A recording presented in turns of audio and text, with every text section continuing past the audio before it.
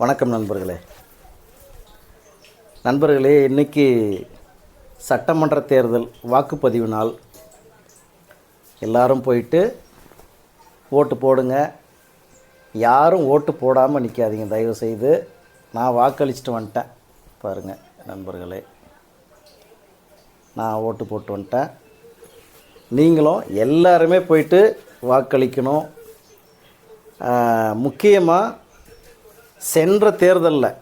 போன தேர்தலில் வாக்குப்பதிவு சதவிகிதம் தமிழ்நாட்டிலேயே வாக்குப்பதிவு சதவிகிதத்தில் முதலிடம் வகித்தது தருமபுரி மாவட்டத்தில் உள்ள பாலக்கோடு தாலுக்கு. நம்ம ஏரியா பாலக்கோடு தாலுக்கு சென்ற தேர்தலில் முதலிடம் வகித்தது. தமிழ்நாட்டிலேயே அதிகமான வாக்குப்பதிவு ஆன இடம் பாலக்கோடு. அதே மாதிரி வாக்குகளை செலுத்தி, அதாவது இருக்கிறவங்க அனைவருமே வாக்குச்சாவடிக்கு போயிட்டு வாக்கு செலுத்தணும்னு நான் விரும்பி வேண்டி கேட்டுக்கிறேன் நண்பர்களே. அதுக்காக தான் இந்த வீடியோ. நானும் வாக்கு செலுத்திட்டு வந்துட்டேன், காலையிலே போயிட்டு வந்துட்டுங்க. சரி நண்பர்களே, இது வீடியோ போடலாமா வேணாமான்னு யோசிச்சுட்டு இருந்தேன். இது நல்ல விஷயந்தான். எல்லோரும் போயிட்டு ஓட்டு போடுங்க அப்படின்னு சொல்லலாம், அதில் ஒன்றும் தப்பில்லை.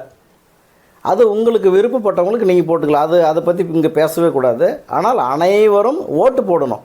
அது அரசாங்கமே விரும்புது, அரசாங்கமே சொல்லுது. அனைவரும் அந்த ஓட்டு போடுங்க, ஓட்டு வேஸ்ட் பண்ணிடாதீங்க அப்படின்றது. அதனால் நானும் ஓட்டு போட்டுட்டு வந்துட்டேன்.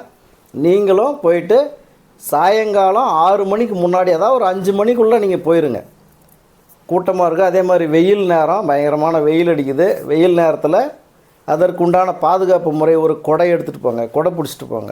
வெயிலுக்கு கொடை பிடிச்சிட்டு போகலாம். ஒரு வாட்டர் கேன் கூட எடுத்துகிட்டு போயிருங்க, தண்ணி கூட நீங்கள் எடுத்துகிட்டு போயிருங்க. ஆனால் அங்கே இருக்குது, வாக்குச்சாவடியில் தண்ணி இருக்குது, நிழல் கூடங்கள்லாம் அமைச்சு வச்சுருக்குறாங்க. இருந்தாலும் நீங்கள் உங்களுடைய பாதுகாப்பு ரொம்ப முக்கியம்.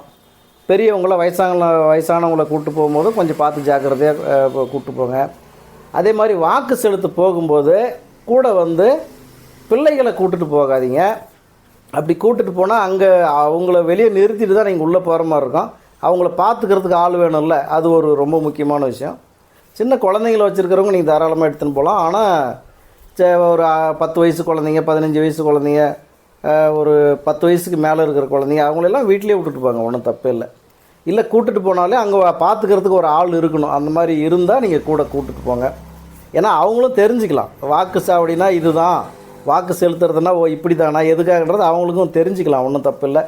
சரி நண்பர்களே, அனைவரும் போய் வாக்கு செலுத்துங்க.